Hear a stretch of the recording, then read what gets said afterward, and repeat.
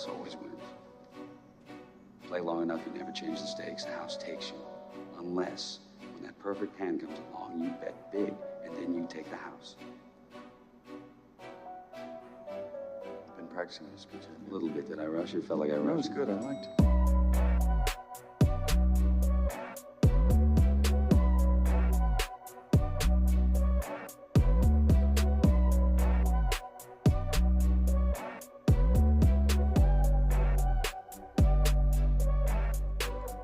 What's up, everybody, and welcome back to the Big Easy Bets podcast. I'm your host, Logan. With me in the studio, Nick Von Brick. What's up? We've got Bam in the control booth. Howdy. Episode 233. This is college football week 4, NFL week 3. Hit the like and subscribe button if you don't mind. We got a lot to recap. Not a ton, actually, but a couple things to dive into. We'll update you on our contest weekend. It was a much better weekend this go-round than last, although we still have yet to get luck on our side. LSU beats Florida. Covers the number, too, for those that are keeping track of that. Do you think it's time to hit the panic button on the offense? No. I don't either. Bam came in and was basically saying, like, I don't know what's wrong with the offense. I was like, I don't think anything's really wrong with the offense. I think it just hasn't clicked yet. And also they came out and said that Nussmeier's dealing with, I don't know what it is, something in the torso region, an abdominal strain, I would imagine.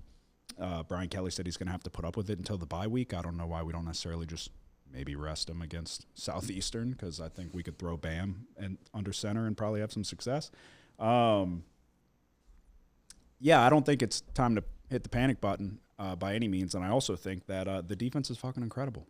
Yeah, you'd rather it be the offense than the defense. 1,000%. Because you know the offense has the guys.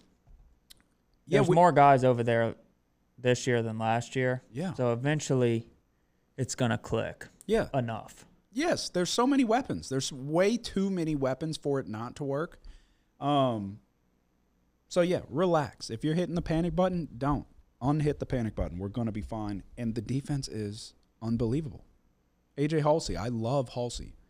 The second we got him from Houston, I was like, dude, if last year – I remember talking about, like, this Houston defense is pretty damn scrappy, and, like, you got to pay attention to this Houston defense. And he was the best fucking guy in that secondary, and it shows. He just breaks on the ball like a legitimate ball hawk. He's a problem.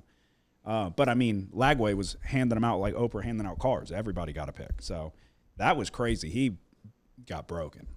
And it's rare you see a quarterback get broken like that, but it's always enjoyable when it happens, where it's like he is – just in hell right now, back there, like just throwing and hoping that something goes well, and it just was not. So, yeah, a win's a win. They covered the number.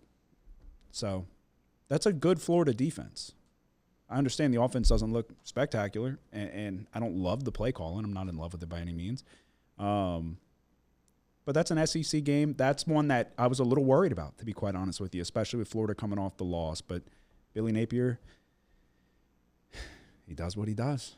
Florida under 7.5 was my SEC futures bet, and it's looking good. Did you see Brian Kelly blow up in the press conference? Yeah. Do you think that was justified? No. I think two things can be true. I think it's a worthy question, and maybe you shouldn't have let off with it. You know? Yeah. Maybe say, congrats on the win, coach. Let's talk about the defense. Defense looks incredible, and he can go in on that and be like, what's going on with the offense? Like, it's all about I'm sure he knew it was coming, and the fact that they let off with, he was just like, all right, fuck this. And then he's also going to I like him going to bat for his guys and having his players' backs and all of that. But, yeah, he didn't need to, like, take the guy out to the woodshed and embarrass him. But he also came back and apologized, too. So it's like everybody's an adult here. Move on. Everybody wants to make a huge deal out of nothing. He said he texted with the guy, apologized to him directly, publicly apologized to him. We move on, and we keep it moving. So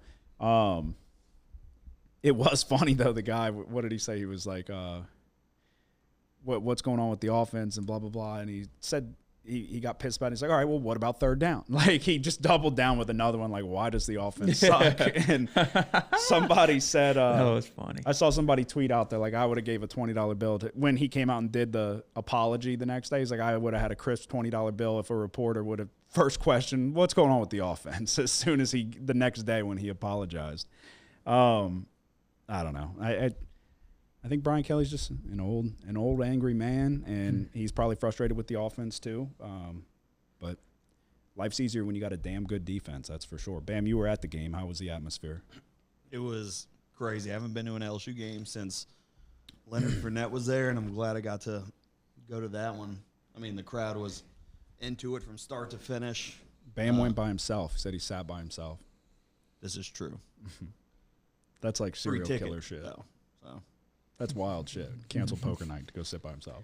It was fun. How are you feeling with your fantasy team being 0-2, Bam? Don't think I didn't notice when Tucker Kraft scored a touchdown. Your dumbass hit the taunt button on ESPN. I literally paused what I was doing as the Packers are running it up on them, and I'm excited. I saw my iPad light up, and I just stopped and stared at it for about 5 or 10 seconds. Said, okay. And then you lost. So you're 0-2. And then I see my phone light up last night with 6 different. Yeah, I hit him. I just started touchdowns. taunting every fucking touchdown I had, and it wasn't many. My team's not doing great, but he got every single one. So enjoy the bottom of the standings and the leaderboard. I said I thought you had the worst team. You took it personal. Turns out it's a fact. It's got Derrick Henry getting fucking 2 points. Yeah, that was crazy.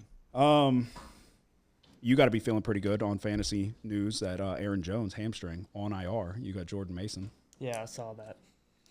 Yeah, it's good for you. I don't have receivers. I got a lot of them. Let's talk turkey after this. I got a lot of them. Like a lot. I got Jordan Addison, Waddle, Keon Coleman. I got Hollywood Brown. You love Hollywood Brown. I got all of them on the bench. I got Brian Thomas. He looks like he doesn't even want to play football. I have so many damn teams though, but yeah, y'all are overdoing it with I have DJ Moore in every league except Dynasty. So that's not going well for you then. Or maybe I have him in Dynasty too. Did you see Brian Thomas in his performance on Sunday? I saw the clip of him not wanting to catch a touchdown for some reason. Oh, there's more than one. There was one where he's running over the middle and just stops and puts his arm out, and I think it was an interception. Like people are calling for him to like be investigated for throwing the game, but it was bad. The touchdown one. I mean, was that the one? He like hunched down. Yeah, no, but he wasn't in severe danger or anything. No. Like if he catches the ball, there was at least 3 where he's going over the middle and he just like stopped. It's like, are you okay? Like, do you know what you're being paid to do? Yeah, who knows? Like you're either throwing the game or you're scared. It looked not good. It looked bad. And as somebody who has them on my fantasy team, I'm worried. So the Saints lose to the Niners. I would classify the Saints as shitty but scrappy. Like, they look like they're playing for Kellen Moore, you know? Like, with Dennis Allen, we were shitty and they didn't care about Dennis Allen. Like, we sucked and they were like, we know we suck. We don't even want to be here. At least with Kellen, like, they fight, at least. I thought Spencer Rattler looked solid. Enough. Yeah. Like, I thought, like, nobody can catch. That's a problem. But I felt like he showed promise, you know? But, yeah, I mean, we stink. We knew we were going to stink coming into this year. At least not everybody thought that. I saw people were like, man, I thought the division was up for grabs and, like, we had an opportunity. I'm like, what the fuck are you – what? There's way too many people just completely disassociated with reality. The Saints were going to be bad. We knew it. Yeah, they got Polk. Yeah, for next year. Yeah. I don't hate that, but people are like, why would you do that? I'm like, you gave up. We don't have anybody. Yeah, we stink. That's why. You gave up a late round pick swap too, I think. I think we got a pick. I think we gave a 6th and got a 7th, or we gave a 5th and got a 6th and him. He was like a 2nd round pick. Yeah, I like that a lot because our backups, I don't know who they are. No, yeah, we at least know that guy played at a high profile school in college and had success and was a high draft pick. Joe Burrow hurt again. Turf toe, about as severe as turf toe can get. 3 months timetable for return. What do you make of that? Because they didn't look great even to begin with. But now, I mean, he tore the ACL. He had the ligament issue. Now you got severe turf toe that's requiring surgery. I don't even know what to make of that? Because when he's healthy, he's the best quarterback in football. I don't think that's debatable. I mean, sure, it's debatable. That would be my number one choice. But what do you do if you're the Browns? I mean, if you're the Bengals? Yeah, I'm not sure what they're going to do. But I mean, like, it feels like, okay, this is kind of deflating now with Burrow. Like, Burrow, they didn't want to put the necessary resources into the offensive line, and we've talked about this for years, and it's like, you should have went out. He's that good that you should have spent every single draft pick to go get big-bodied guys to fucking block for him. And they didn't, and they're paying the price for it. And he got sacked a shitload of times last year, and it's a tremendous issue. You look at Houston with C.J. Stroud. Dude, C.J. Stroud's good. If they just give him time, he's good. Like, he's a good player. He may make some mistakes, but I think he's probably getting the yips back there now, knowing, like, I got to run immediately. But there's plenty of times where he can set his feet. He throws a fucking really good, accurate ball. But he's got to run for his life. And there's these teams that just won't exhaust every resource available to go get an offensive line for their quarterback. And I don't understand it. But you're wasting prime years with Joe Burrow because you didn't want to. So it's like, what do you do? I don't know what to make of the Bengals in, like, their outlook going forward, you know? Yeah. I mean, they have what did they do with T. Higgins? They saw him doing long 1 year deal? I think so. I think it might have been a franchise tag, or I don't think he's not under long-term contract. I could be wrong about that, Bam. You could Google that, perhaps. Yeah, but that's their problem. It's like just do his T. Higgins under contract. Hendrickson and T. Higgins, they had to pay Jamar Chase, make him the highest paid receiver. It's like, yeah. T. You have Higgins all the- signed. Oh, sorry. Go T. ahead. Higgins signed a 4-year, $115 million Oh, I'm wrong. contract extension. Okay. So March 25. So the receivers are under contract for 4 years at least. Yeah, that's the problem with today's day and age. And the cap's gone up, and the the deals have gone up, and the money's gotten a little more readily available. But yeah, everybody has got to be the highest paid guy now. You know what I mean? Mm-hmm. They need to start taking a page out of Steve Ballmer and Kawhi's book and be like, they're investigating Brunson now. Pablo Torre came out and was outed that they paid Kawhi like $50 million under the table for some fucking tree company or something like that. It's like, they need to do that. Yeah, let's do that. But yeah, I don't know. It just feels like you got to be really disappointed if you're a Bengals fan, obviously. But they didn't look spectacular to start the season with Burrow healthy anyway, you know? right. Last thing, and then we'll get to the Circle Millions update, and then we'll get to the recap. What the fuck is going on with Arch Manning? Because it got worse. It's every week it's getting worse. They played UTEP last week. Did you see? He's bad. I saw the stats that you sent me, yeah. I'm beginning to think he might legitimately be bad. Like, not a good quarterback. Well, I don't know why anyone really thought he was that good. I understand. And we said that going into this season. When we were doing our breakdowns, we said there is absolutely no reason he should be the Heisman betting favorite. But what the fuck is going on? Like, dude, it's not even... He looked bad against UTEP. He's getting booed out of the stadium against UTEP. And he's got, like, the worst fundamentals. That I'm not a quarterback. I didn't play fucking football. And I'm looking at him like, that doesn't look good. That looks bad. And he's a fucking Manning. He grew up in the Manning Passing Academy, and it's like he was fucking off while he was there, I guess. So it's a serious problem. I wish Texas wasn't playing tomato cans every week because I want to see him play somebody with a pulse and see what's going on. Yeah. And then they got the videos of him wincing and like grabbing his, or not grabbing his shoulder, but like every time he throws, he's like, So it's like, are you playing through injury against UTEP and just tanking your draft stock? I don't understand. It's like the craziest. It gets worse every week. You keep expecting like, and I haven't bet Texas or anything, but you keep expecting like they're going to trounce somebody, drop a 60 piece like Texas Tech has been doing, and he's going to throw for 5 touchdowns and all that. He was running for him. He ran for a couple. But, dude, the throws are, like, horrifically bad. So it's going to get interesting as this season progresses and we get to see Texas go up against a top-notch talent.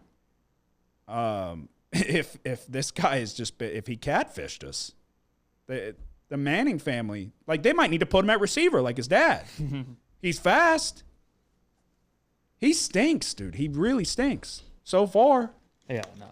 He's if his name was Smith, and no one would be talking about. Yeah, he'd be at fucking Bowling Green or something. All right, Circa Millions update. We went 3-2. We had the Texans last night. And this was another week where I feel like we only had one bad pick. If we could get no bad picks in a weekend, that would be good. Our bad pick was the Jets. Terrible pick. But we had the Rams, and they covered relatively easily. The Titans hung around for a little while, but the Rams pulled away there. And then we had the Seahawks. Same thing, tale of two halves. It was close in the first half. They pulled away in the second half. Caleb Johnson doesn't know how to field the fucking new kickoff rule. Did you see that? Yeah. He just gave him. I was like, oh my God, yes. I literally was telling. I didn't touch it. I was telling Lindsay, I was like, we don't even have to get lucky. I was like, we just got to stop getting unlucky. And then that happened. I was like, that was lucky. I was like, we're good here. Put one in the win column. He doesn't know. It doesn't matter. It doesn't matter if he touches it or not. No. Yeah. It's like an onside kick. Right. So I think in college, if it hits the end zone, it's deemed a touchback. But not in the NFL. Yeah. We had the Packers on Thursday. Easy winner. We do what we do on Thursday every single week. We'll see about this week, though. It's going to get a little dicey. What else did we have? We had what else? Oh, we only went 3-2. Right. So we had the Jets, and then we had the Texans last night. Dude, that one was so tough, and I mean, I guess we can just recap it now. That particular play. The Texans' offensive line is horrible. I understood that going in, but the defense is pretty damn good. So I felt like they could have success against Tampa, especially with the shuffling around on the offensive line, and even more offensive linemen were dropping like flies throughout that game. I think Tampa only scored 7 points in the second half. They were getting after Baker, and they dialed up the perfect fucking play on that fourth down. Toa came around and had him dead to rights, ball game. And he fucking overruns it. And Baker's a good player. That's what it boils down to. He's, like you've said, he is a gunslinger, and he will put the ball in harm's way. And he's fucking leading the league in turnover-worthy plays with 0 turnovers, which is incredible, other than the fumble. But they got back on that. No, Houston recovered it, didn't they? Well, Bucky Irvin jumped on one.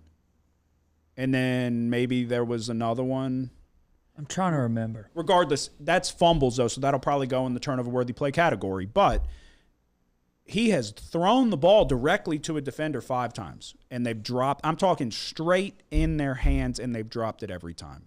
And it's getting ridiculous at this point. We were a little fortunate with McLaughlin missing that kick. That was nice. Nick Chubb turns back the clock and turns back his foot the correct way and runs one in on the last pretty much last attempt there, but you had him dead to rights on the fourth down, and that's what I said. We gotta get the ball to bounce our way a little bit because our winners have been easy winners. We haven't gotten that one where it's like, whew, we got that one and we maybe didn't deserve that. Although I do feel like the Texans deserved that one. So, I didn't think Stroud. I thought Stroud didn't play that great. I'm not saying he played because like he just looked inaccurate on some of his passes. There was one across the middle he threw way behind. Yeah. I think maybe the receiver should have sat down in the zone, but the fake out to the back of the end zone, just it was there. You got to put it there, man. No, that was a bad ball. Because you need that was the thing. The Texans were 0 for 2 on red zone attempts. But I think the Nick Chubb touchdown came just outside the red zone. Yeah, no, they couldn't do shit. That was the tail of the tape. Was that? And then the Texans defensively, pass rush affected Baker a little bit, but not as much as I thought it was going to. They got home 6 times though. I think. Yeah, but there was a lot of times where he had way too much time to throw. Yeah, but also they kept just shooting themselves in the foot with a face mask or illegal hands to the face. And tackling, they make Bucky Irvin look like Derrick Henry because at the point of attack, they never stop Bucky Irvin dead in his tracks. It's always 2 or 3 more yards somehow. Yeah, and they were running it down their fucking throat. That was the problem. As good as their pass rush is, their run defense is equally as bad. But they're saying Nico Collins should have he ran a bad route on that one that got tackled like around the 1 yard line. Yeah, if he runs the fucking well, he should have took it wider. And if he does that, it's a touchdown. There was nobody there. So yeah, it's execution on a bunch of different fronts, and I don't know. I would probably take the Texans again, to be quite honest with you. But you got to give credit to Tampa and Baker, and Baker's a good player, dude. That's just. He's going to, as soon as they got the ball, I texted them. Because we were all in a group chat talking about it, and Bam sending his same game parlay fucking while we're losing, cheering. He's celebrating his fucking parlay win as the Texans are missing a 2-point conversion. That would have been very critical. As soon as they didn't get that fourth down, I was like, we're fucked now. Because they're going to get to the red zone, and it's just going to come down to can we stop them in the red zone? Because they're going to play off, and they're going to give them everything underneath and let them march down. And that's what happened. So we went 3-2 in the Circa Millions, and that brings us to 4-6 after a brutal, unlucky first week. Like I said, I feel like we've had 2 bad plays. Out of 10, 2 of them were bad, in my opinion. I would make every other play again. 2 colossal collapses, or 1, with the Ravens. That was horrific. And then I felt like we should have had the Texans, obviously Falcons. We can go down the list. Ball has not bounced our way yet, but it was a necessary. So I said 60% every week, and we're going to be in business. We didn't do that week 1. If we could sprinkle in a 5-0 here soon, maybe this week, then we'll be right back in the mix. So, all right, we'll get to the official recap, and then we'll give you our best bets for college football. I went 5-4 on the week. I felt like it could have been a better week, which is what I said last week. It was positive. We'll take it. I felt like it could have been a little bit better. We started off with Houston -4.5. Let me pull it up just so I can refresh. Houston. Colorado. I was kind of expecting them to maybe bounce around quarterbacks, especially when Staub was having his struggles for sure. And they didn't do it. So Houston dominated the second half 20-0. They went 36-20. The defense started teeing off there. Friday night was not good to us. UCLA, I am done with them, and UCLA is done with Deshaun Foster. He's fired. Good. Rightfully so. They fucking stink, and we had to pay to see it to finally get off of them. And watch, they're going to come out and they'll win this next game that they play. They'll fucking win in spite of their idiot coach. But Clemson -3.5. They lose by 3 on a walk-off field goal. Turnovers were the difference here. Klubnik is not playing particularly well. I felt like Clemson had their opportunities in this one, and it was a frustrating game, to be quite honest with you. But they've got serious issues over there, and they're just incredibly overrated. So everybody, you see a lot of people kind of slither back into their hole whenever they were championing Clemson as the national champion and all these first-round picks, and they're going to do this and that. They're not doing very much, and they're maybe the 3rd to 4th best team in the ACC. Georgia -3.5. We go to overtime, basically mercy of the coin toss, and Georgia didn't get to start with the ball first, so that was unfortunate. Georgia wins by 3 when we got them 3 and a hook, and if Georgia could stop letting Brazil, the dude from Tulane, the transfer, just moss every fucking DB they have, then we would have been in serious business here. Because I was having this talk with somebody where it's like, it's not like they out-schemed them in certain spots they did, but like certain spots Georgia's in perfect position and just the guy's making a play. There was a couple there where you could have had 2 more interceptions. Instead, it fucking results in a touchdown. Or the guy's half-ass interfering with him but not taking him down and then letting him go score a touchdown. It was frustrating. I felt like Georgia could have – it was a really good start. Scripted plays were going to perfection for Tennessee, and then it all kind of came crashing down, and then they finished strong. Georgia had to go down, though, and score a touchdown, get a 2-point conversion on a 4th down. Incredible throw by Stockton. Really a more impressive catch. So it felt like didn't deserve it. Maybe we did. And then we didn't again, and it would have been nice to get lucky. But yeah, Tennessee missed a field goal at the end of regulation. Yeah, that's true. Yeah, I knew he was going to miss it, though. Yeah, I did. I could tell by his face. I saw when he kicked the other one, I was like, you know, you'll see some SEC teams, and there's a lot of good kickers in college, and there's also a lot of bad ones. But you'll see the ones that are going to have a chance of playing NFL. And immediately when I saw him kick earlier in the game, he made it. But I was like, this isn't. It squeaked in. This isn't. Yeah, Gilbert. No, I felt very confident that we were going to overtime. Yeah, I felt very good about overtime at that point. But then he came out and he had to kick basically the same kick in overtime right down the pipe. Which I don't get. Like, they set it up for him on that left hash. I don't understand why a kicker would want to kick from the left hash. In college, the left hash is outside of the upright. Yeah, they're wide. So it's like, why would you want to kick it on that much of an angle? Yeah, I don't know. He probably doesn't even know. Duke in a pick'em, bad play. I was very surprised with Duke's inability to set the edge, specifically number 7. And the read option, Retzlaff was fucking tormenting this dude. It was really ridiculous. He looked like he was running around very lazily. And then we capped off the night with 4 straight winners. So we went on a run. Texas A&M +7. They win the game outright. I don't know if y'all watched this game. This was an incredible game. Yeah, I saw it. The best game of the year so far, in my opinion.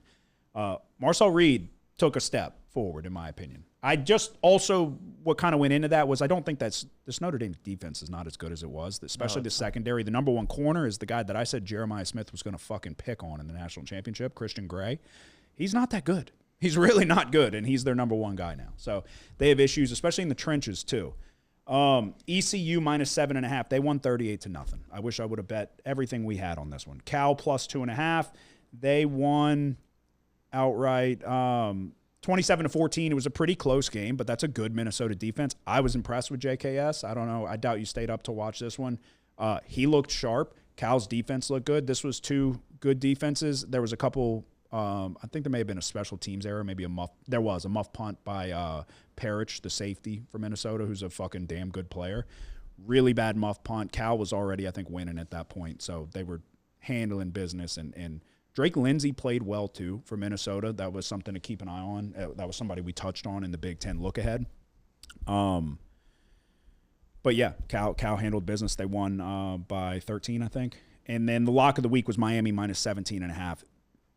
Exactly as expected, they dominated this game. There was Miami went up 17-3 maybe right off the bat, and then there was a weather delay for about an hour and a half. That was frustrating me. It was 28-6 at halftime. They win 49-12.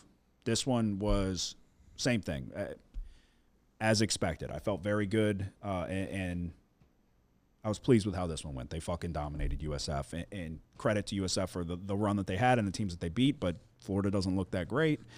Boise has their struggles. It was a good run, came crashing down quick. Miami looks pretty fucking good, especially on the defensive side of the ball and just in the trenches in general. The offensive line's fantastic too. So 5-4 brings me to 12, 15-1, 2-1 in my locks of the week.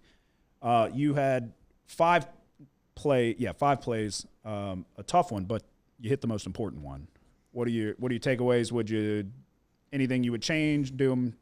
I wouldn't. Well, pick obviously, all the losers. yeah. But I mean, but there's losers that I would pick again in some instances. No, all these were bad. Kansas State, Arizona. Noah Fafita's running a lot more this year, and then Arizona's running back, which I'm blanking on his name, is an incredible player. Is it? It's not Sherrod, is it? No, it's a strange name. I can get it for you. But you wouldn't pick Wyoming again? No. I wasn't even watching though it was super somewhat intently. of a bad beat, but at the same time it wasn't. We'll just go to it. Wyoming at Utah. Wyoming then ends up getting inside the number late in the game, and then it's the backups in on both sides of the ball and for both teams.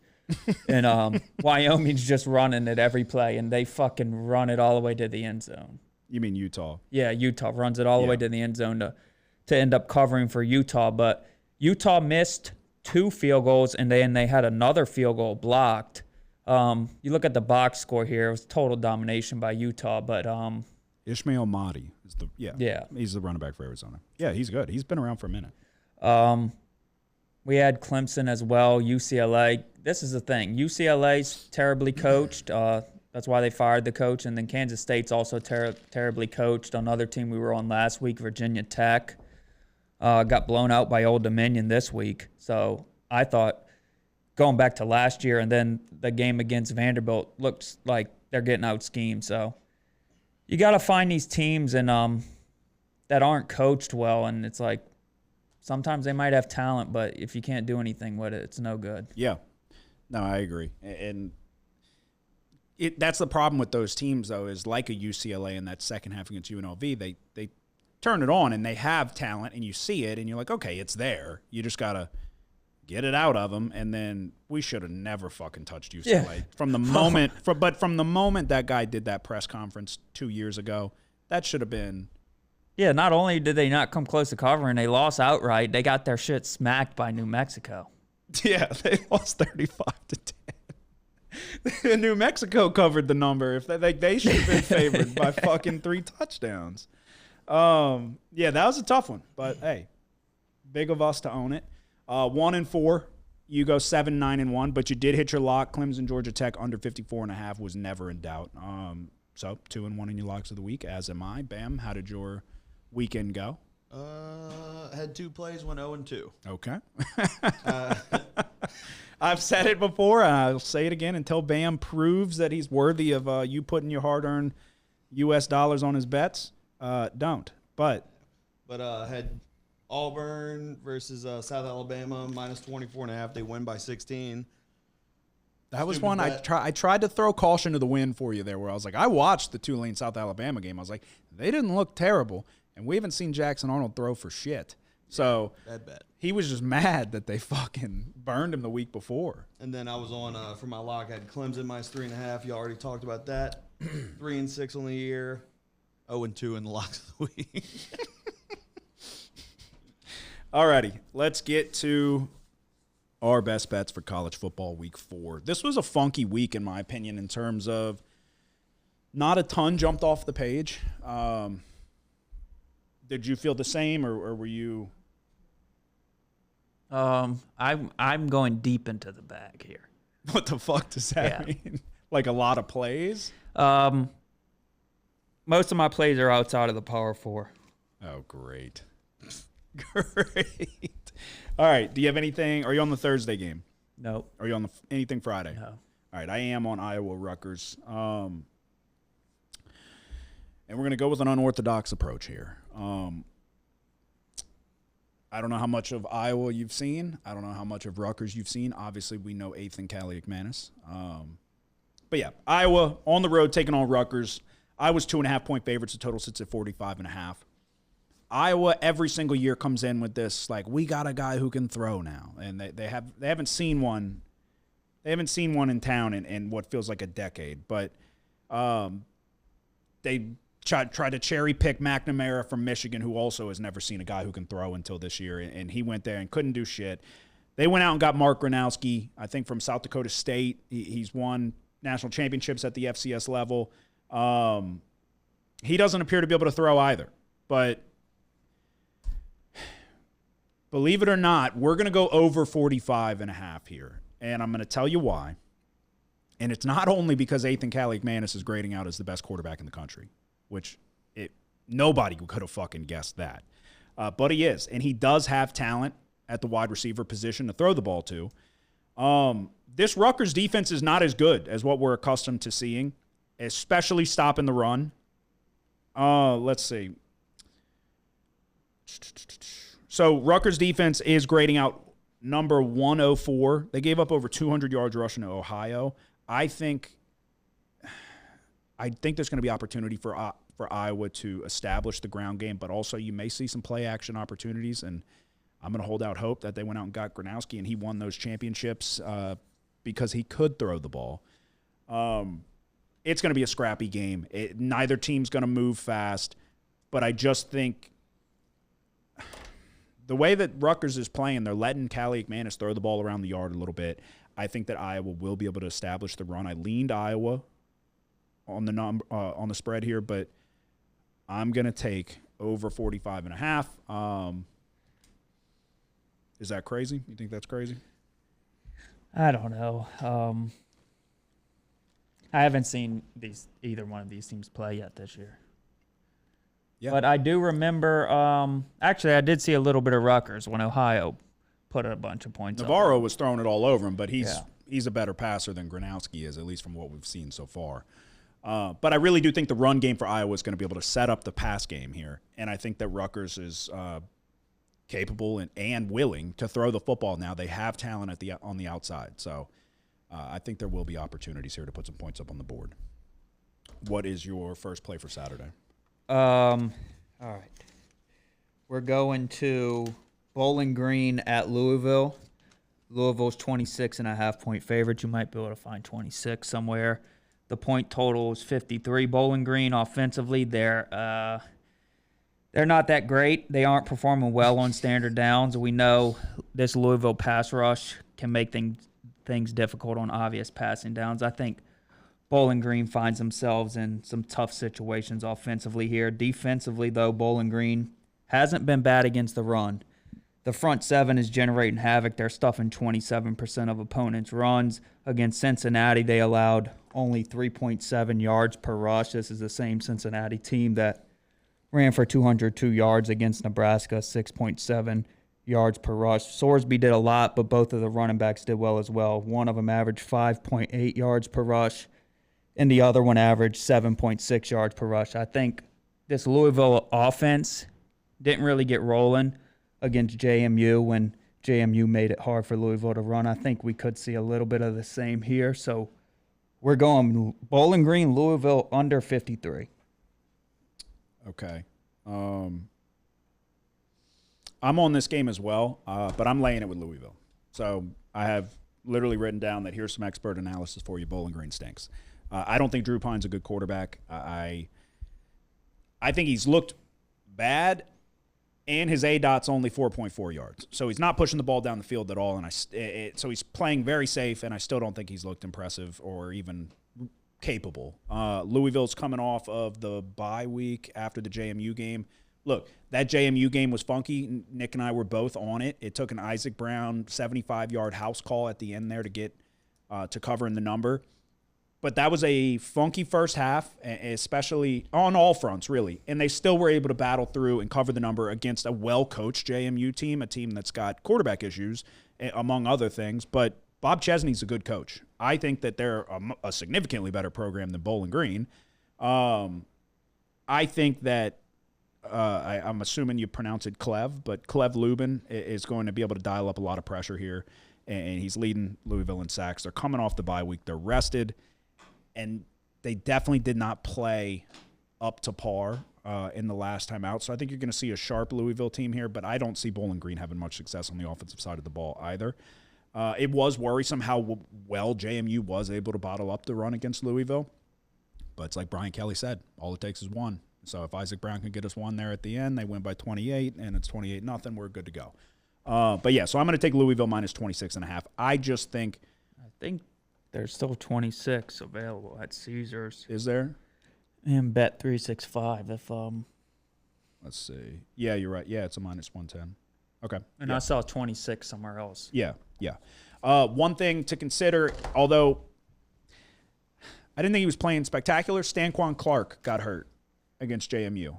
He was the starting linebacker. They called him the heartbeat of the defense and all of that. I don't think he was playing all that great so far this year, but it's still a hit to the defense. So that's one thing to consider. But I don't think that Bowling Green really has the I don't think that they're going to have the offense to really pull away in this one. If you look at Cincinnati was up 21-3 going into halftime, and then they allowed 17 points in the second half. But I think this Louisville defense is pretty damn good. I think Cincinnati's defense is good too. I think they kind of maybe took their foot off the gas a little bit. I don't know, but I think Bowling Green's walking into a tough one here. Bam, what's your first play for Saturday? You have one play and then your lock? Yes. Okay, go ahead. Going to Texas Tech, Utah. Going to take the under here, 57.5. Just think these two teams match up well against each other. Utah's rushing game is their strong suit, but Texas Tech's defense is ranked third in the nation in stopping the run. And then same thing on the other side. Texas Tech's passing game is second in the nation, but Utah's defense is ranking 20th in the nation, so I think it'll just be a good matchup. Yeah. Too much. I think you can get a 58.5 perhaps. Let's see what the best number is. Let's see. Are you involved here? Maybe. Yeah. Wait, what? Are you? No. Okay. I will say that. This game's my lock. I'll put it there for you. Okay. Yeah. Well, I saw the. I obviously got to see Utah closely, not against a team like Texas Tech, but against Wyoming. Yeah, give me your thoughts. Defensively, Wyoming was really at a mismatch at the line of scrimmage. I mean, offensively, that's why they weren't able to do much. Utah's defensive line kind of wrecked this game. Yeah. The thing that concerns me with Utah, though, is the field goal kicker, man. He missed 2 and missed 3. He had 2 that he missed, and 1 was blocked. So in a close spread like this, that kind of worries you on the Utah side of the ball. I thought Dampier was okay, although like in the first half, it was 3-0. Yeah. So. Yeah. Yeah, we'll get to it in the lock segment. You got to, just word of advice, take the statistics like that with a little bit of a grain of salt at this point in time because nobody's really played anybody yet. Yep. So, all right, let's keep it moving. I am going to go to SMU TCU. Are you on it? No. All right, SMU's going on the road to take on TCU. TCU is 7-point favorites. And we're going to lay it with the Horned Frogs here. I said it earlier. We were on Baylor, 2 weeks ago. It was my lock of the week. They won the game outright. I don't like this SMU team. I think they peaked last year. I don't think the defense is that good. And I really, above all else, don't think Jennings looks good. I don't know if he's dealing with an injury or what. I don't think he looks very good at all. They're letting bad teams hang around. Last year, these two teams played. SMU dropped 66 on them. They won 66-42. Maybe you see a little bit of a revenge factor here from TCU. I think Hoover's a fantastic quarterback. I think this is a good spot for TCU. So we're going to lay a touchdown here and continue our fading of SMU. I really just don't think that they're nowhere near what they were last year, and I think that they were fortunate on a number of fronts last year to begin with. So TCU -7. Go ahead with your next one. How many total do you have? 5. We're going to the MAC. It's a 2:30 kickoff. Toledo -14 at Western Kentucky. The point total is 51.5. Toledo is the best team in the MAC. And I think everyone that knows about the MAC would agree with that. It's been a tough schedule for Western Michigan to start the season. They're 0-3. 2 losses came to Big Ten teams, Illinois and Michigan State. The other loss came to North Texas in overtime. But this feels like too many points. Western Michigan, I think, in this game gets enough done running the football here. And one thing that they have done well, even though they've played 2 Big Ten teams, is they've limited the explosive plays. I think Western Michigan can keep it close here. We'll take Western Michigan +14. Okay. Are you on Michigan and Nebraska? No. I'm not either currently, but full disclosure, I would love for a 3 to pop, and I would take Nebraska. What do you have a... Yeah, I would lean Nebraska, I think, at this point. Yeah. I would love to see a 3. Some juice 2.5, so we may get there. But for now, we will wait. My next one, we're going to go to NC State and Duke. Like I said, I touched on earlier, I was very disappointed with Duke's defense against Tulane, especially Vincent Anthony Jr., number 7, his just refusal to set the edge in the read option. I think both defenses here, their main weakness is in the secondary, and both offenses are willing to push the ball down the field.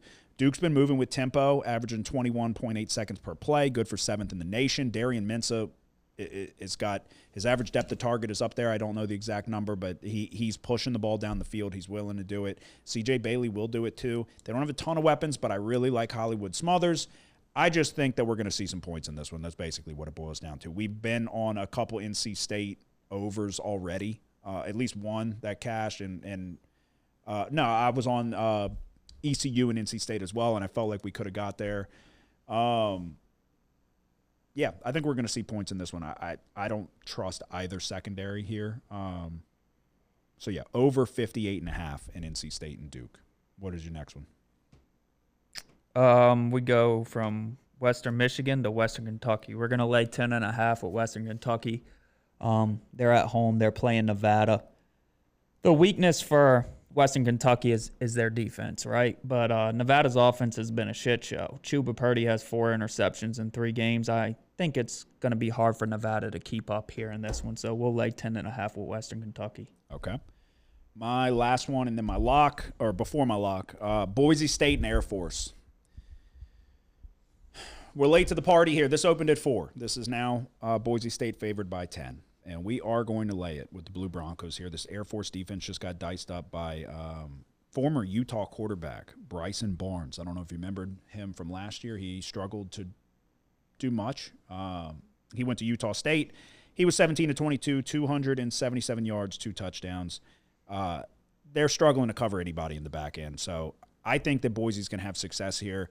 The running backs that they have will be able to establish the ground game, and then when it comes time for Madsen to throw the ball, he didn't look spectacular so far to start this year, but I think there's going to be it's going to be easy pickings, in my opinion. I think Boise's going to have no trouble scoring. If you can get Air Force off the field and don't let them have those quarter-ending drives where they take 10 minutes off the clock, which I think Boise will be able to stop it. I'm going to lay 10 points with Boise here. Like I said, we're late. We're late to the party. That's the price we got to pay, I guess. But I think you're going to see Boise. A lot of people hopped off the Blue Broncos wagon after what we saw with USF, and they hadn't looked sharp. But I think this is a good opportunity to kind of start getting back on track and making a little push here. So I'll lay 10 points with Boise. And all I have left is my lock. All right, I have one more. Okay, go ahead. This is a scary one, right? Because we're going to take Florida plus 7.5 going on the road to play Miami. If you watch Miami, you know they look damn good. Beck's playing well, and the defense appears to be light years ahead of where they were last year. Florida hasn't looked good offensively. Lagway, we saw it firsthand, 5 interceptions last week against LSU. I still think Florida might be decent, right? Even though their record is pretty bad. Early on in that LSU game, busted coverage, it's going to be a touchdown for Florida, right? And then kind of get a ticky-tack holding call that takes it off the board. Totally different game if that's a touchdown, because LSU offensively wasn't able to do much here, and that's one of the reasons we really like Florida. I think this defense is still pretty good. I think Florida surprises people here. Florida plus 7.5. So I had it written down and scratched it out. Yeah, I mean, do you think Billy Napier's a dead man walking? Because if there was ever a spot to galvanize the troops and get the train back on the tracks. Last year against Miami, they got smacked. Yeah. I don't know. I don't think they're that bad of a team. I mean, we saw it. I'll take them as well. I had it written down. I had it on my sheet. I got cold feet. I will say this: Miami has looked really good, and they're tested. They handled Notre Dame and let them back in that game late, I understand, but looked pretty damn sharp. They dominated USF. But this definitely, look, you can expect a lot of fucking penalties in this game. You can expect it's going to be a free-for-all out there, okay? That'll be the PG version of me. I think when you look at Florida, I mean, they're 1-2. They have one SEC loss. They're damn good in the trenches. Yeah. And Carson Beck made some errant throws against USF. There was a couple unfortunate throws. But Carson Beck is still Carson Beck. And avid listeners of this show they're very familiar with how I feel about Carson Beck. He looks good now behind a damn good offensive line, and he's got weapons and a good running back. But Florida's got a good running back. Florida's got weapons on the outside, too. They have Sturdivant, I think. Didn't they get him from Cal? They've got good receivers. Dude, you got good guys on the defensive line over there. Outside of a touchdown, I will take Florida as well. I would not be shocked if more money comes in. I think you're going to see a little bit of a battle in the market this week on this game. Once it starts flirting around 7, you're going to see it bounce back and forth, in my opinion. But, yeah, I think Billy Napier, to his credit, I think he's good at rallying the troops. And I think I also think Lagway handled the poor game and the 5 interceptions very well. He sat there and took all the questions, and he looks like he checks all the boxes. Sometimes you just get broken in Death Valley. So how he responds here, and if he's as good as everybody tried to say he was and is, this is where you come out and respond and you have a good game, and maybe they don't win, but maybe they're right around it. Also wrote down on my sheet, welcome to college football, and let me introduce you to Mario Cristobal, because this is the Mario Cristobal special. Yeah. You got 2 dipshits on either side of the field there, but Mario Cristobal will fucking snatch defeat from the jaws of victory at any chance he gets. So yeah, I'll take Florida plus 7.5 as well. Yeah, this is what Miami's ranked 4th, right? Yeah. So Florida wins this game outright somehow. They're going to put a statue up of Billy Nathan. Yeah, they definitely revitalizes what's going on over there. Yeah. And the season, it's a long season. Like I said, they have 1 SEC loss. You know, Georgia and Texas still have to play. Yeah. Well, let's also not pretend, too, that they were right there in that game with us. If Lagway doesn't throw a fucking 5 interceptions, they probably win. Yeah, if he just throws 3. Or the touchdown that got taken off the board. Like when they show the replay on some of the holding calls. When they don't, I assume it wasn't holding. Yeah, it was horseshit. Because it's fucking bullshit. But it didn't look like it was an egregious hold. Yeah, and I know LSU is a good team. So Florida did not get blown out of the water, and that was a spot, I said going into it, that was a worrisome spot, them coming off the loss and all of that. It's not like we came out and handled business and Florida didn't show up. They just had a really poor performance from their quarterback against, you can make a serious argument, one of the best, if not the best defense in college football. Yeah, one of them was a pick 6, so if it wasn't a pick 6, who knows if LSU even gets points. Mm-hmm. And it's 13-10. In the trenches, Florida is good. Florida, at least their D-line is going to be able to test this Miami offensive line that has looked fantastic and checked all the boxes. It's going to be a battle in the trenches here. And Carson Beck, he's still got it in him, where if you pressure him, he will put that ball up for grabs. So, let's see a little bounce-back game from DJ Lagway here. All righty, all we have left is the locks. It feels good, too, because we'll see if I can keep it going, not to jinx myself, knock on wood. But last year the locks were fucking brutal for me. So it feels good to get 2 in a row. Let's try to make it 3 in a row. No such thing as a lock, but if there was. It's a lock, Kramer. You've had this thing under control for almost 3 years now. But it's a lock. They need that fucking juice. They need that next bet. They need, come on. Yes! When they win, they go fucking crazy.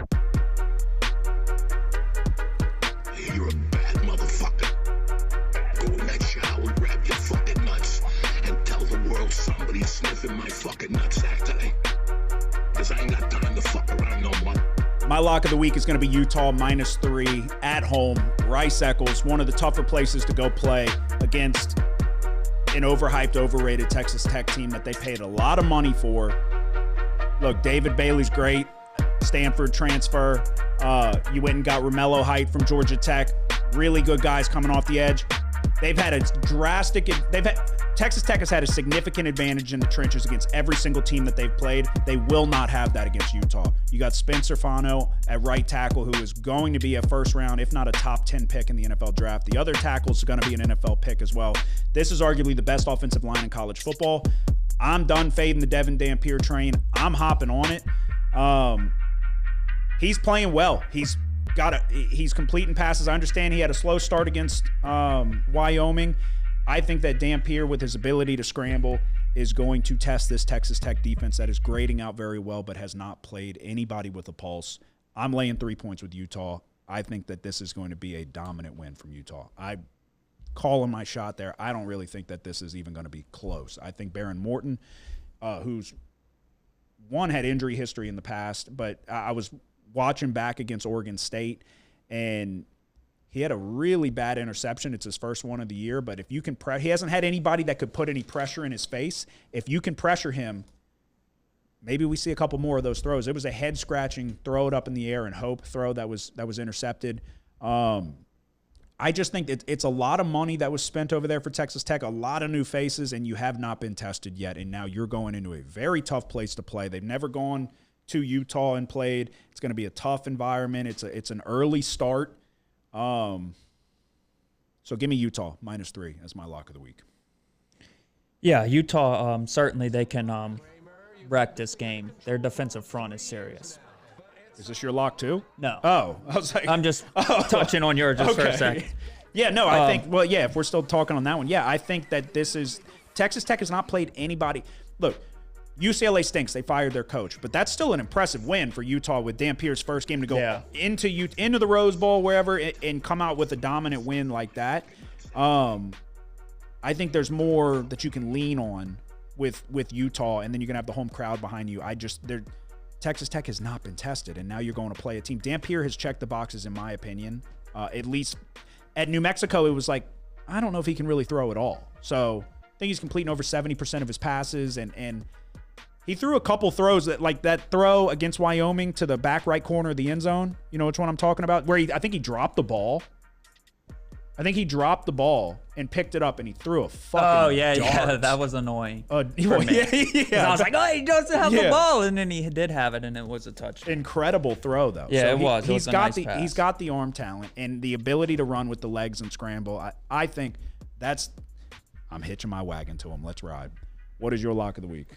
All right, we're going to Southern Miss at LA Tech. LA Tech's 3-point favorites.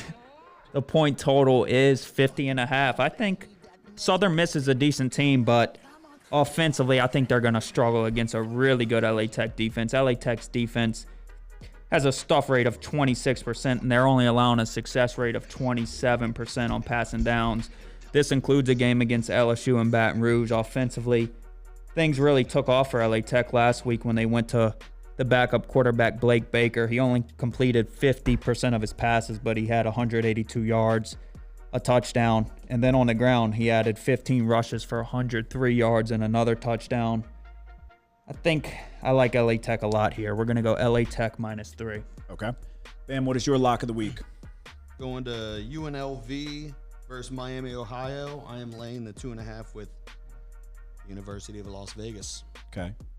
Are they? I haven't even looked at that one. I didn't even see that one. Are they? Not to put you on the spot. Okay, that's all I need. I don't even know if they're at home or on the road. Who's at home, Bam? Well, I wasn't gonna ask. Miami. Okay. Ohio. Okay. So it's a road game for UNLV. Okay. Yeah, I have zero opinion on that one. I didn't even look at that one for a second. All right, there you go. That is our best bets of the week, including our locks. You need a bounce back week, Bam. You need to get a winner under your belt, get back on track. I started slow. We've had 2 consecutive winning weeks. I want to keep that train moving. So I don't feel as spectacular about this week, but sometimes that's when you get them. So, and you're doing your I feel good. You're dumpster diving with your. Because I went into, I always look at the big games because you want to be on them, but I just couldn't get there on a lot of them, like Oklahoma, Auburn. Yeah, me neither. Obviously, you want to take Oklahoma here, and it's going to be really hard to convince yourself to take Auburn when the quarterback doesn't really pass the ball much. You were big on Jackson Arnold coming in. But it feels like the more you look into it, it feels like too many points, but you still want to take the better quarterback. Yeah. Yeah. So it's like just stay away. All right, we'll recap real quick. I am taking on Friday Rutgers and Iowa over 45.5. Hold your nose and hope. Louisville -26. TCU -7. Florida +7.5. NC State Duke over 58.5. Boise State -10. And my lock of the week, the Utah Utes -3. We're going Bowling Green, Louisville under 53. Western Michigan +14. Western Kentucky -10.5. Florida +7.5, and LA Tech -3 as the lock. Okay, Bam. Going Texas Tech, Utah under 57.5, and the lock of the week, UNLV -2.5 versus Miami, Ohio. All right, there you go. Best bets for college football. We'll now turn our attention to the NFL. We'll recap real quick, and then we'll start diving into what we're taking. Nick and I have not talked at all in terms of contest plays or anything like that. This was it was a tough one to get to a consensus in my brain. I'm taking a couple funky ones, but I'm interested to see what y'all think. But we'll recap real quick. Thursday night, we did it again. Packers -3.5. They dominated. I'll give more credit to you there. They dominated. Packers look like one of the best teams in football, if not the best. I bet them 12-1. It's now 7-1. So feeling good there. Jets +7. Bad.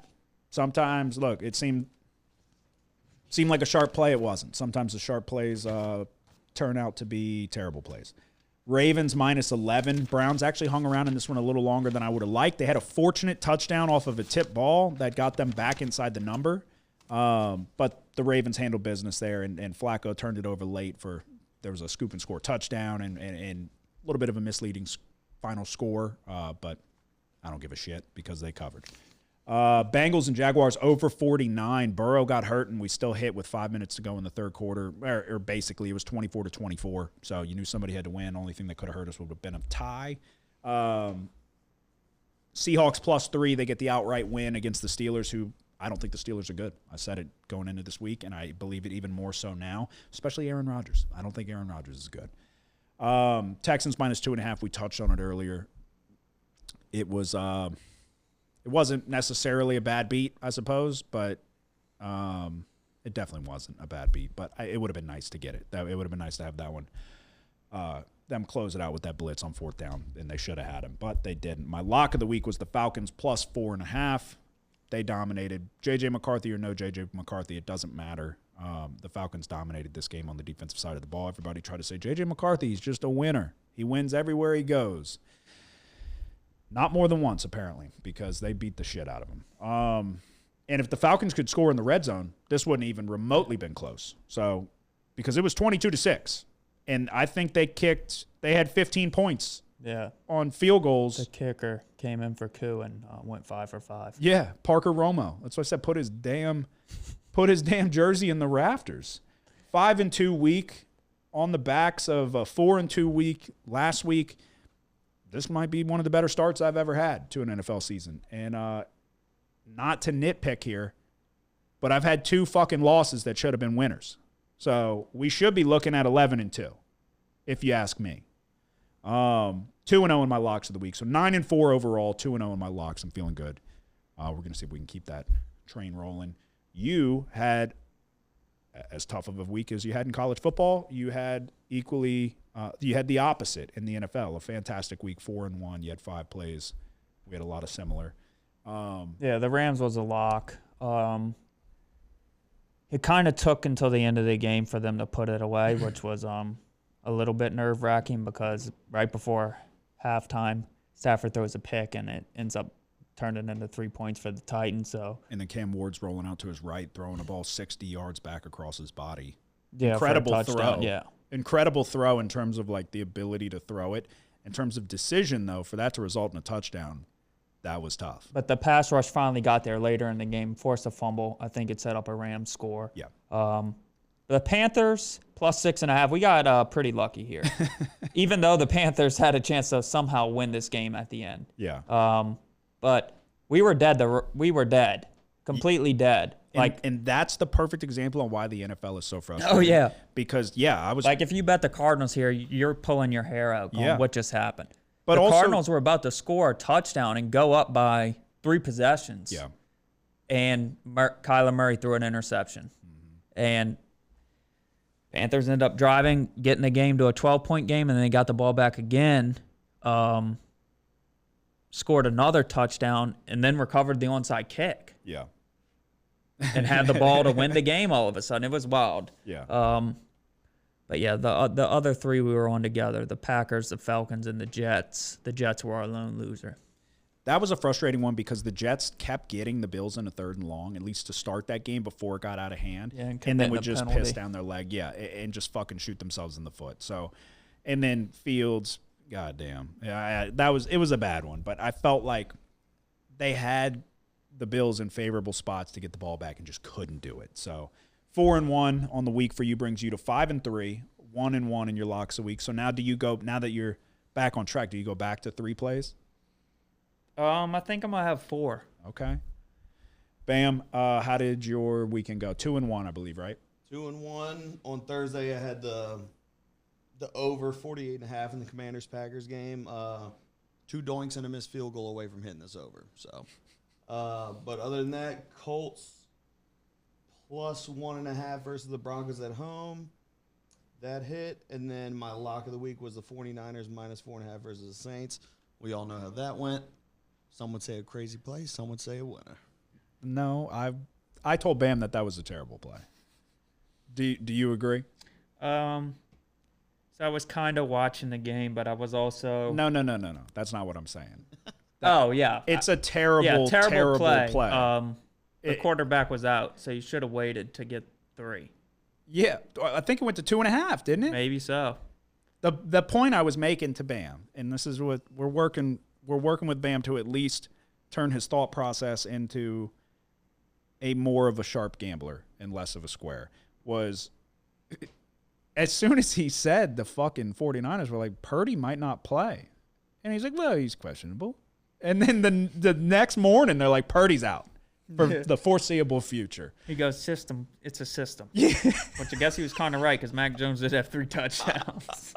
The system. Yeah, we stink. And I told, but also, too, you didn't really have any business covering that number. No, because Juwan Johnson with his drops, Olave drops a touchdown. We got the ball with a chance. They fucking win by 5. Yeah. I told him, I was like, just because it's a winner doesn't mean it was a bad play. You're playing numbers. You're trying to beat the market, and you got the worst number possible, and you made it your lock. But a winner is a winner. That is a fact. But going forward, that winner might be a loser. So we got to work on getting better numbers. We got to beat the closing line. That one was right on a platter for you too, to like wait, or at least not make it your lock. Said quarterback might play, no idea. Lock of the week. So what? You went 2-1. 2-1. What is your overall record? 4-3 in the NFL. 1-1 for my locks of the week. Gotcha. Alrighty, we turn our attention to Week 3 in the NFL. We have now basically we have formed a reputation of being the best Thursday night gamblers in the NFL. Possibly, dare I say, in America. We win every year on Thursday night. Yeah, it's all. We're the greatest of all time. But every couple weeks, there's a tough one. Yeah, and you gotta. Are you side or total on this one? Side. Okay. I lean towards the total here. Which way are you going? It's a no-brainer. You're gonna. I'm taking the points. I'm taking the Dolphins here. Oh, I knew it.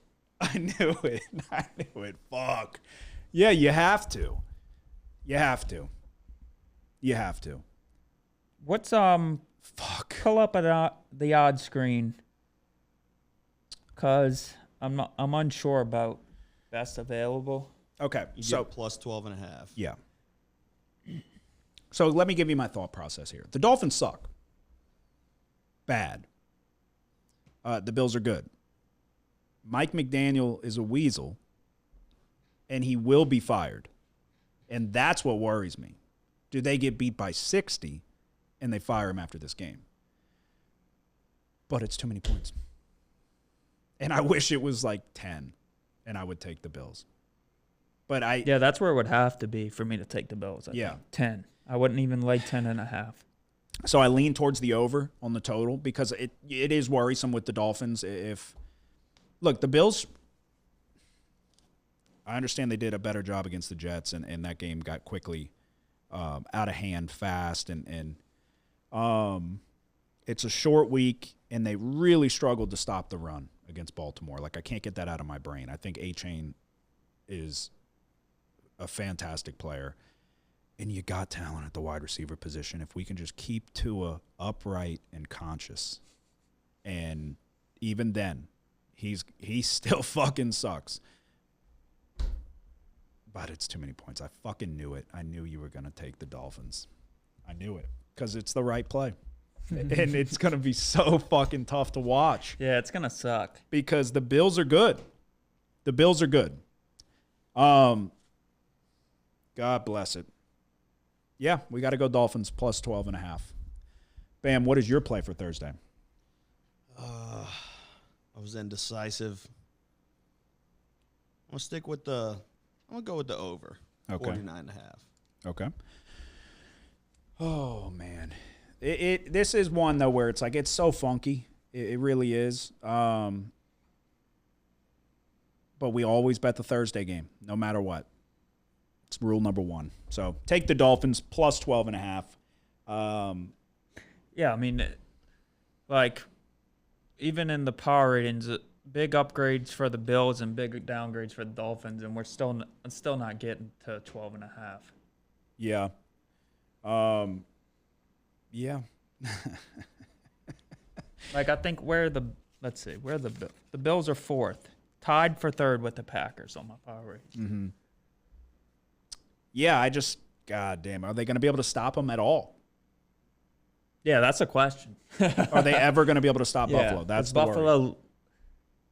Last weekend, even late in the game against the Ravens, it was like the Ravens had the lead, so you felt good about the Ravens being able to stay in front of it until the Derrick Henry fumble. But against the Jets, it was the same thing, man. Just couldn't get the Bills off the field. Yeah. Yeah, so we'll see. That's why, like I said, I leaned over. But it is a high number. Yeah, we'll go Miami. All righty. What is your first play for Sunday? We're gonna go to the Broncos Chargers, and we're gonna lay 2.5 with the Chargers. Okay. What an incredible performance from the Chargers defense. Yeah. Like, unbelievably good. I think they had like 12 or 13 deflected passes, maybe more. Like, Derwin James is incredible. And they did it with Khalil Mack going down. And I was thoroughly impressed with the defense for the Chargers. But go ahead. Yeah, I think the Chargers are one of the best teams in the NFL. I think there's probably like a handful of Super Bowl contenders, and I think they're one of them. Are you willing to say that Justin Herbert's a top 5 quarterback in the NFL? And I was ahead of the curve? Yeah, I guess so. The answer is yes. The answer You're is the one you used to hate Herbert. No, I said he's Phillip Rivers. Phillip Rivers. Phillip Rivers is a Hall of Famer. Phillip Rivers sucked. Phillip Rivers just could never win the big one. I'm not saying Herbert's going to win the big one, but Herbert's good though. No, he is good, and just the. And he was good without weapons, and now they're getting weapons. Yeah, the team around him's good. Johnston's figuring out how to play. How to catch.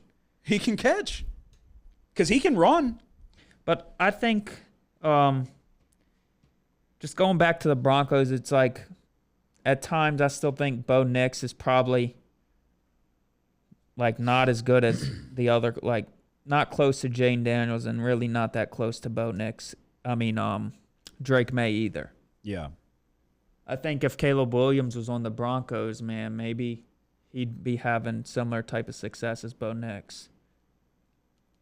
Yeah, I would agree with that. So, all right, I am going to, for my first play, Rams and Eagles. Are you on it? No. We're going to take the Rams plus 3.5 on the road. I don't think the Eagles have looked very good. I think that,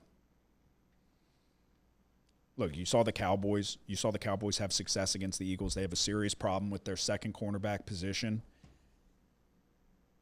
I understand they beat the Chiefs on the road. The Chiefs should have won that game, in my opinion, if Travis Kelce could catch the football and stop yelling at Andy. Yeah, that was almost terrible because I had Chiefs in a teaser, and he started returning it down the sideline. Well, how that game ended up playing out? Eagles won by 3, 20-17. So they ended up running it out there at the end. But before that, were the Chiefs down by 10 or were they down by 7? It was 10-10 at halftime, and then after the one that hit Kelce on the hand and ended up being an interception, they were down 3 at that point. But I think Eagles, they were down 4 at that point. Maybe you're right. Maybe it was 3. Yeah, no, maybe it was 3. So I think the Eagles went up by 10, and then that's when Mahomes airmailed the first deep ball, and then he hit the second one. Yes. To go down by 3, and they couldn't recover the onside kick. Yeah. Yeah, I really just haven't been that impressed with the Eagles. Yeah. So you let the Cowboys hang around and play you close. I understand Carter got ejected right off the bat. But the Rams have they're good in the trenches, and Stafford's playing fantastic right now. At 3.5, I'll take the Rams, getting the 3 and a hook. So I think it's too many. So, yeah, Rams plus 3.5. Bam, what is your first one for Sunday? And how many total do you have before your lock? I have one more in the lock. Okay, go ahead with it. I'm going to Green Bay at Cleveland. Like y'all said, the Green Bay Packers look like one of the best teams in football, if not the best. So I'm just going to lay the points here. I don't think the Browns are that good. Green Bay minus 8.5. Fuck yeah. I swear on my life, I knew you were going to take that. I knew it. I'm on the Browns. This is, and it's on my paper. It's on my paper. This is not a fade Bam. I knew you were going to take that. What are your thoughts on this one? What's the spread now? 8.5. Okay, so it was 7.5. So my power rating's right in the middle of both those spreads. I'm taking the Browns. Just below 8 points. I'm taking the Browns plus 8.5 at home. They outgained Baltimore. They held Cincinnati to, what was it, 141 yards. They've outgained both teams they've played by a significant amount. They've got arguably the best defense in football right now because they're playing fantastic. That was a misleading final score against Baltimore. Everybody loves the Packers. Everybody, the Packers are the best team in the league. Look, I'm with you. I bet them to win the Super Bowl. There's those funky games where they might have to battle it out and scratch and claw and win a tough one on the road against a team with a good defense. That's this one. Browns are staying inside this number. I'm taking the Browns plus 8.5 with an incredible defense and a bad quarterback who's playing it safe, but they're going to run the football and run the clock. And I will say, if the Packers come in and cover this number and they can put up a decent amount of points against this defense, then I'm even more firmly in the driver's seat of the Packers bandwagon. But this is the one. This is where I'm trying to get your brain to. They shouldn't cover this number, but they will, because the defense is that good. They'll keep it close. They'll get to Jordan Love. They'll rattle him a little bit. They'll bottle up Jacobs. They'll get him in third and 8, 3rd and 9, and they'll do just enough to keep it close. Stefanski's a good coach. Joe Flacco. Like I said, that scoop and score fumble made it a little misleading. If you go back and you look at the Browns and the Ravens, at halftime, it was 10-3. And then going into the fourth quarter, it was 20-10. So the Ravens scored 21 points in that fourth quarter. And that came on the backs of, like I said, there was a scoop and score touchdown. I'm pretty certain, at least. If they didn't, it was a big turnover. But they did a good job of bottling up the run. And if you go look at the yardage and all of that, dude, the Browns have outgained everybody they've played. They held the Ravens to 242 yards of offense. 3 of 12 on third down. This is the team that I have power rated as the best team in football. Mm-hmm. So the Browns defense is the real fucking deal. Like I said, the Packers are going to answer all the questions in the world if they go in and lay a big number on this team. But that's a serious defense over there. 8.5 is too many points. Browns are staying inside this number. What is your next one? Gonna go to Monday night. We're gonna lay 4.5 with the Ravens at home against the Lions. I was impressed with the way the Lions bounced back after getting beat up bad against the Packers in Week 1. They bounced back against Chicago. Kind of just reaffirming that they are still a good team. You know, it was like they really needed this performance. After losing both their coordinators, kind of some question marks coming into this season. But I still think the Ravens are just head and shoulders above them at this point. So we're going to lay 4.5. Yeah, I agree. I was very close to having this one on mine. Yeah, I think the Bears stink. So you played the Packers on the road and you got trounced. Do I think the Lions are that bad? No. But am I impressed enough by what they did against the Bears to have them against the Ravens here? And obviously there's money that's come in on the Lions. I think this was 5.5, maybe 6, give or take, in favor of the Ravens. But 5.5 to 4.5 is a dead number, basically. So that's relatively insignificant. But yeah, I think the Ravens are better than everybody else in the league. And you saw that against Buffalo, and an all-time collapse obviously made a big difference. But I'm interested to see what the Lions' offensive line is going to do against this Ravens front. And there was a lot of miscommunication issues against the Packers, and just they overall got beat. So are they going to be able to hold their own against the Ravens here? I'll reluctantly hold back on it, but I was very close to taking that as well. All right, let's go to another one. Similar vibes to the Browns and the Packers. We're going to take the Giants plus 6.5 Sunday Night Football at home against the Chiefs. Pretty much the same thing. A good defensive line, a struggling Chiefs offense with just not a lot of playmakers in the absence of Rashee Rice, and I don't think that they're not able to really run the football very well. Mahomes is still Mahomes, obviously, but look, I'm not hopping on this because of the Giants going and scoring 37 points on the Cowboys. I think the Cowboys' defense is horrific. That's more of a knock on them than it is a bonus for the Giants. But if Russell Wilson can take care of the ball, you still got neighbors and you have some people to throw the ball to. But really, this just boils down to I think that defensive line is going to be able to get after Mahomes and give him trouble. And I think this has got similar vibes to the Jets play that we just took. Maybe I think I'm sharp and I'm walking into a trap here, but I'm taking the Giants plus 6.5 at home. And I have just my lock, I believe. How many more do you have? Just the lock. Okay, and just your lock as well, Bam? Yep. You didn't touch Saints Seahawks? No. What's the spread now? 7.5, I believe. I like the Seahawks. Yeah, if I had to bet it, that's which way we would go. Yeah, I almost feel like we should. I ain't gonna. I almost feel like we should, because who the fuck is going to guard any receiver they have? And I will be honest with you, that play Darnold made at the end when Pittsburgh, I don't know how closely you're watching because the Rams were on at the same time, but Pittsburgh sent the house and he didn't panic and he made a little spin move to get out and extended the play and threw a great ball. That was like, I texted you, I was like, incredible play by Darnold. And that literally, I saw that play. That saved us or secured the game for us. All right, all we have left is our locks of the week. Kramer, you've had this thing under control for almost 3 years now, but it's a lot. They need that fucking juice. They need that next bet. They need. Come on. Yes! When they win, they go fucking crazy.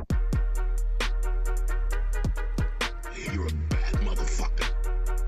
Go in that shower, grab your fucking nuts, and tell the world somebody's sniffing my fucking nutsack today. Because I ain't got time to fuck around no more. My lock of the week in the NFL is going to be the Raiders and Commanders under 44.5. I think if the Raiders know anything that's good for them, they need to at least try to implement the run a little bit more because they came out firing early and often with Geno, and he threw an interception from the very first play of the game. He had 3 on the day. The offensive line is not very good, but I think you got to try to get Genty implemented a little bit more in the offense here and not rely on Geno to have to do it all for you. On the other side of the ball, the Commanders, is Jaden Daniels going to play? If he doesn't, even better. But if he does, he's at least going to be hindered a little bit in terms of his mobility. And if you can keep him in the pocket and allow Max Crosby to tee off on him a little bit and throw some looks at him, I think we just see a low-scoring game here. You've got Eckler with the Achilles, and you've got injuries on both sides of the ball. I'm going under 44.5 for my lock of the week.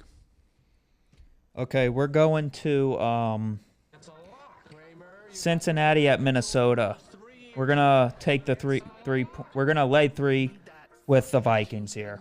I think Joe Burrow kind of concealed a lot of problems for the Bengals, specifically on the offensive line. Browning last week, somehow they managed to win. I don't really understand what happened there because he threw 3 interceptions. I thought the penalty they called on Hunter was good coverage. Yeah, that was a terrible call. That was a terrible call that won the Bengals the game. McCarthy's out too, and I don't think Carson Wentz is a real downgrade here. So I like the Vikings. I think the Vikings are probably expecting some of their defensive players to come back. Harrison Smith has been out with an illness. Yeah, I don't know what that's about. But then you had Van Ginkel. Out with a concussion last week, so should be back. Another player's out with a concussion. I just had it. Okuda. Yeah, Jeff Okuda. Aaron Jones is out, but Mason's more than able. Yeah. I'll add this. I'll take this too. I think Flores can dial up some pressure here. That really bothers Browning. So I think it's going to be a tough game for the Bengals offense. Yeah. Okay, Bam, what is your lock of the week? Broncos Chargers. I'm taking the Chargers -2.5. There you go. Riding it with Nick. Or Nick's riding it with you. Yep. This is going to be in my opinion, like a statement game from the Chargers. If they come out because this is Chiefs have their struggles, obviously. The Broncos, kind of a sleepy start to the year. Unfortunate break, I suppose, with the leverage on the kickoff for the Colts, although that was good for Bam.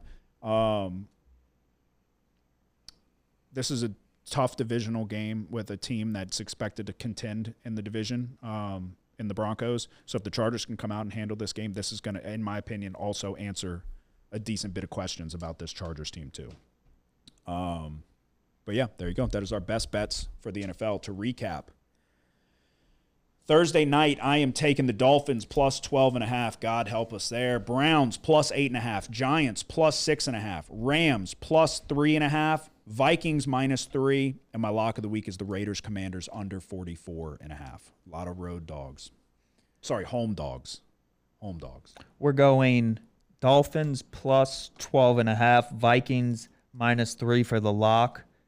Chargers -2.5. And Ravens -4.5. Bam. Going Dolphins Bills over 49.5. The Packers versus the Browns -8.5, and then the Chargers -2.5 versus the Broncos is the lock. There you go. That is our best bets of the week for NFL Week 3. We already gave you our college plays. Do you have anything to say before we go? Nope. Bam? Nope. Okay, Bam had to think about it just to make sure. All right, episode 233 is in the books. Again, hit the like and subscribe button. Everybody's been kind of getting the like numbers up. I really appreciate that. We're on the fast track to 1,000 subscribers, so you can help us get there if you haven't done so already. Like I said, we really appreciate it. Episode 233 is in the books. Y'all have a good one. Who dat? The house always wins. Play long enough, you never change the stakes. The house takes you. Unless, when that perfect hand comes along, you bet big, and then you take the house. Been practicing this a little bit. Did I rush it? Felt like I rushed. That was good. I liked it.